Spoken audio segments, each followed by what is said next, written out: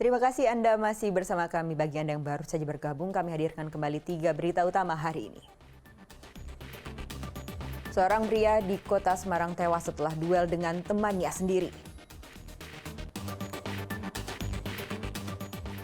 Di awal tahun 2024, harga sejumlah komoditas bahan pokok di Kota Tegal masih mahal. Ratusan hektar area lahan tanaman bawang merah di Brebes terancam kekeringan.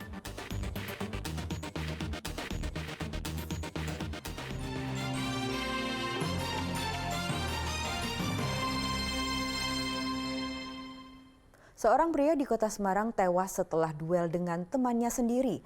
Duel terjadi diduga akibat korban emosi terhadap pelaku yang mengirimkan foto dirinya bersama seorang wanita lain yang memicu pertengkaran dengan istrinya.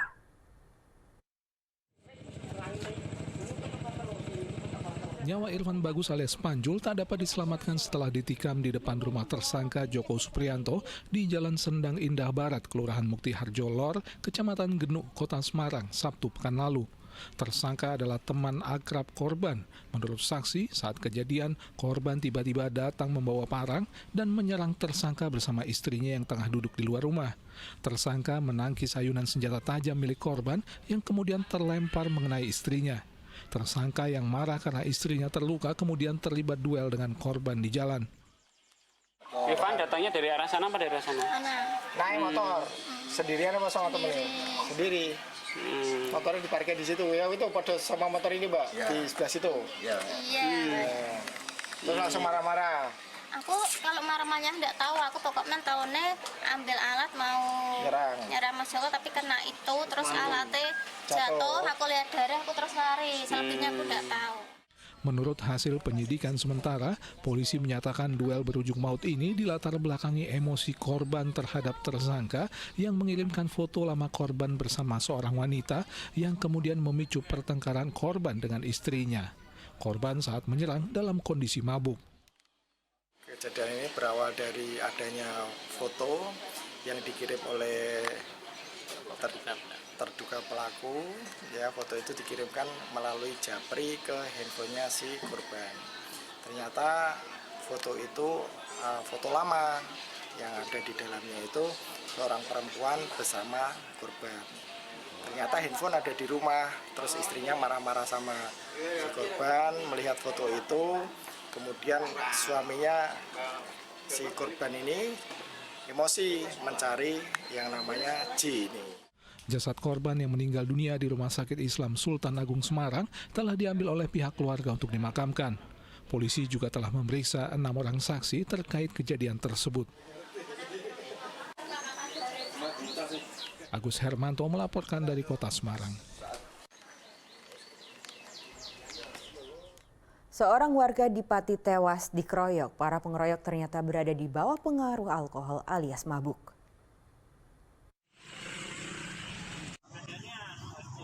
Warga desa Sejomulyo, Kecamatan Juwana Pati berkumpul karena adanya sesosok mayat pria di saluran air.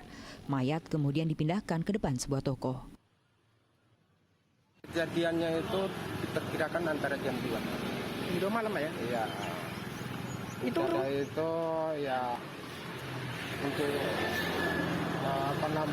jasad itu di dalam got ini kemungkinan oleh rekan-rekannya diangkat ke sana setelah kejadian.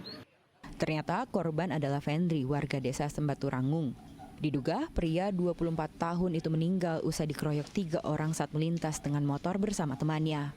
Polisi baru menangkap 1 dari 3 pelaku. Polisi menyebut pelaku mengeroyok korban karena di bawah pengaruh minuman keras. Dari pengakuan terduga ini juga tersangka atau sudah ditetapkan jadi tersangka bahwa mereka mengeroyok korban hingga mengakibatkan korban meninggal dunia. Untuk korban berdua, yang satu sempat melarikan diri, yang satu ini yang menjadi korban dari pengeroyokan tersebut.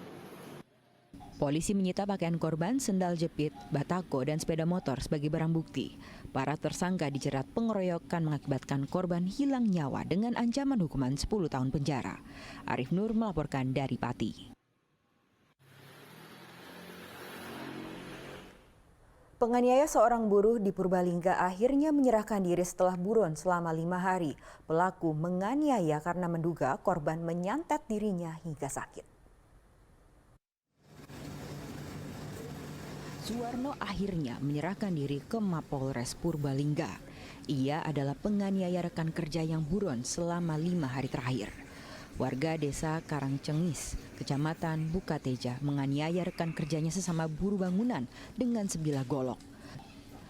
Hal itu dilakukan karena pelaku menuduh korban mengirim santet dengan membuat dirinya sakit lambung. Meski sudah mengaku, polisi masih mendalami motif pelaku. Pelaku bersama keluarganya dan perangkat desa serta dengan Babin, karena waktu itu perangkat desa juga melaporkan kepada Babin untuk menyerahkan pelaku kepada pihak Polsek Bukateja. Motifnya apa sudah diketahui ya?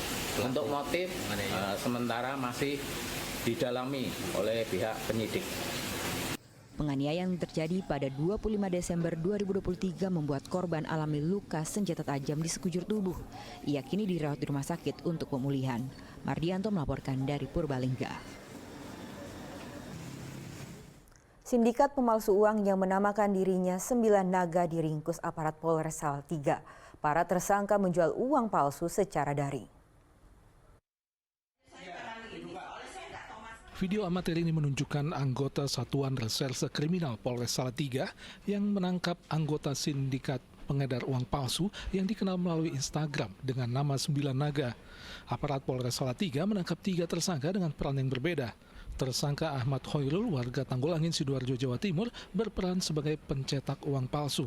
Dian Afandi, warga Bandungan, Kabupaten Semarang, dan Andi Syahputra, warga Taman Sari, Jakarta Barat, keduanya sebagai pengedar. Jaringan pemalsuan uang ini terungkap berawal dari penangkapan tersangka Dian Afandi yang menawarkan uang palsu melalui media sosial. Polisi kemudian menyamar menjadi pembeli dan menangkap tersangka yang memperoleh uang palsu dari tersangka Andi Syahputra. Kemudian ditangkaplah tersangka Ahmad Hoirul yang membuat uang palsu tersebut.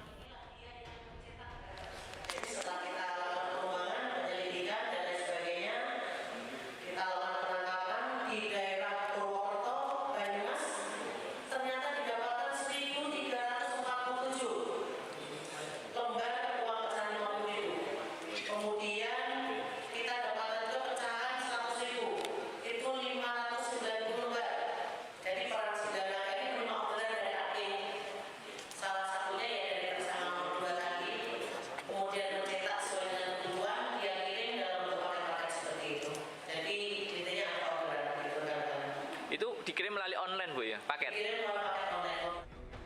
Dari penangkapan ketiga tersangka, polisi menyita uang palsu senilai 185,7 juta rupiah berikut alat untuk membuat uang palsu. Tersangka mengaku sudah 1 tahun menjalankan praktik haram ini. Satu banding berapa itu, Mas? 1/3. Sistem pesannya gimana, Mas? Online atau apa? Online. Udah lama buatnya, Mas? Udah lama bikinnya? 1 tahun. Udah berapa kali nyetak? Udah berapa kali? Miliaran.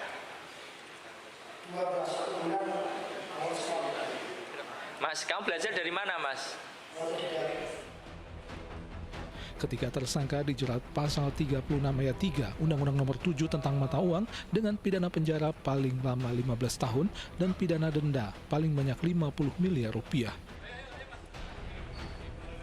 Yulianto melaporkan dari Kota Salatiga.